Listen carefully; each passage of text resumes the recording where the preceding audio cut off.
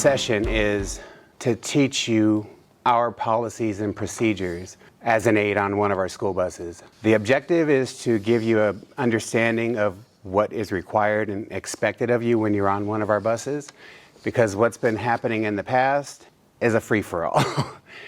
And we can no longer have that. So we're going to go over laws, policies and procedures, and what is expected if you are going to be one of the aides on our school buses. So we need to be a team. You, as well as the driver, we need to be a team. The driver has the ultimate responsibility for the bus, for everyone on the bus, including you as an aide. So they're the ultimate authority on the bus. If you have a driver that has a seating assignment, please sit where the driver asks you to sit. When you're with your students, please sit as close as possible to your student, either with them in the same seat or right behind them, so you can be effective for that student. One of the issues that we have is seat belts. It is the law.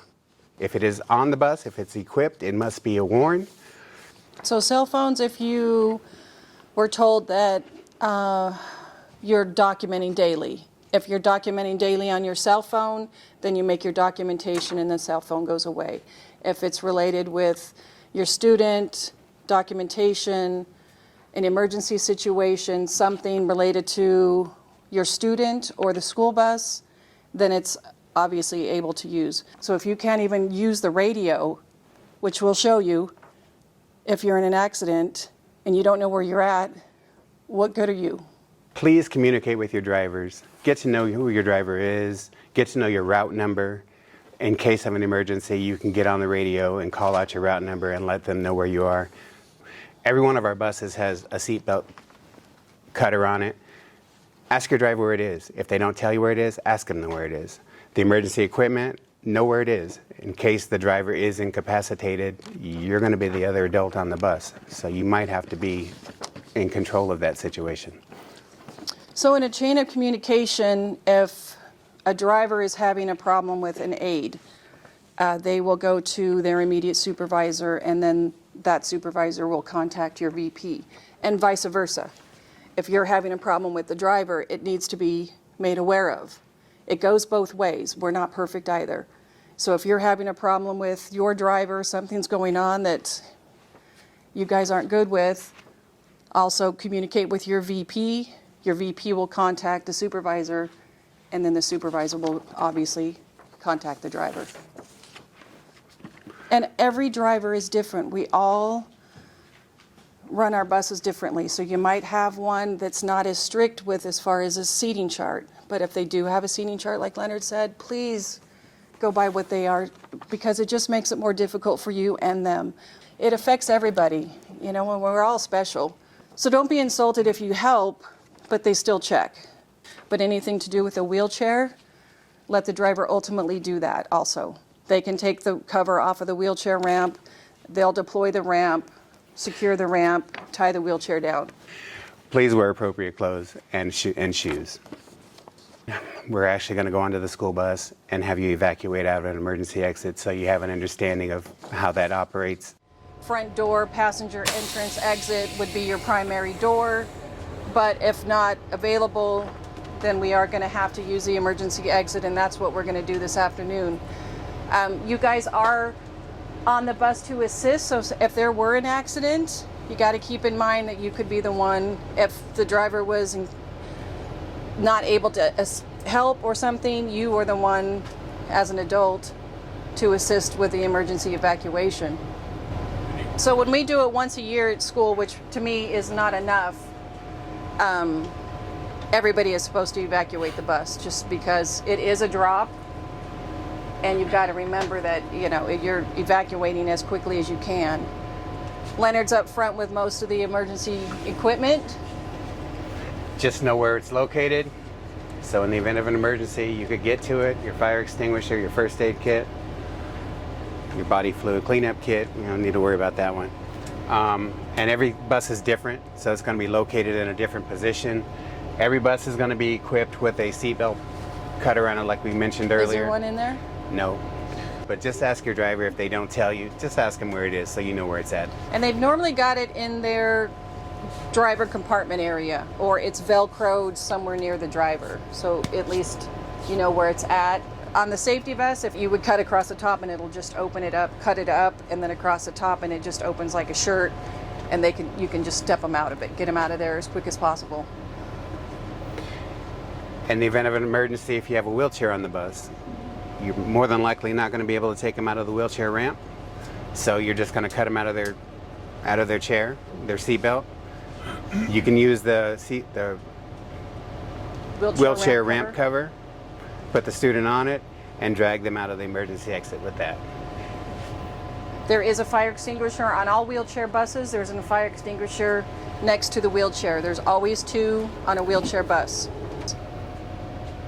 Does everyone know how to use a fire extinguisher? I was going to ask you that if you guys can demonstrate. Just remember the word pass. So the best way to do it is to twist the pin and break the seal. Okay. The A is for aim. Aim at the base of the fire. Squeeze and spray. But the only time you're going to use this is if it's a fire that you can actually put out after you've evacuated the bus.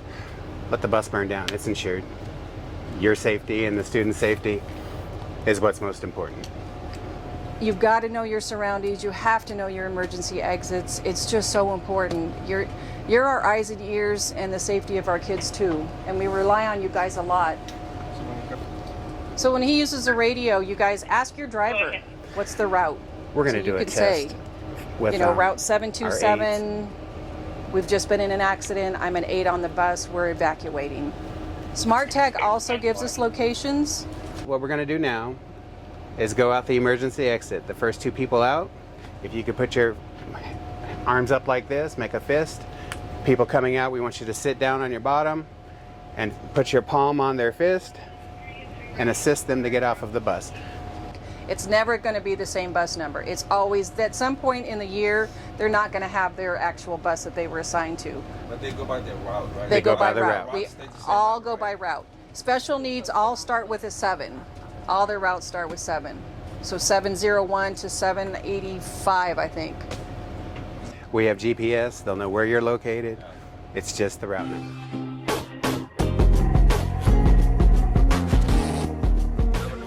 And we are evacuating. So I'm a high school aide. I'm a high school aide. Driver's incapacitated. We're evacuating. Driver's incapacitated. When you get assigned to a bus, just ask the driver what the route number is. So if you had to use the radio in an emergency, you could.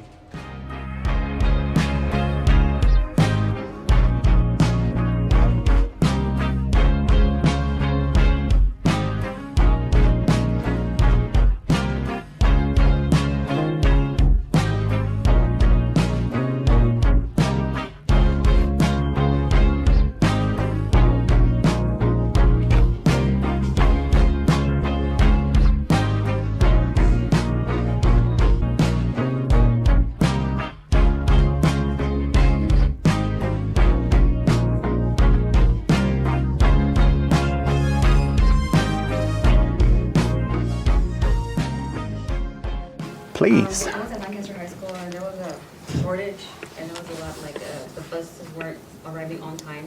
So we were trying calling transportation and it was kind of And they wouldn't answer the phone. Right, so it's like, is there like a number?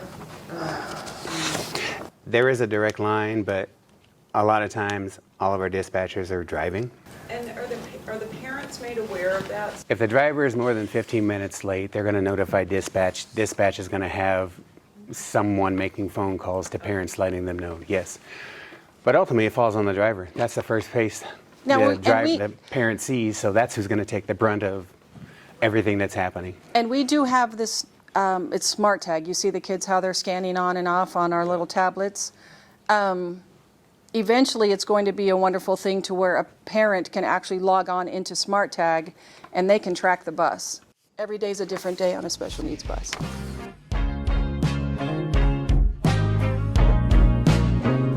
On if, anything were going to happen or has happened.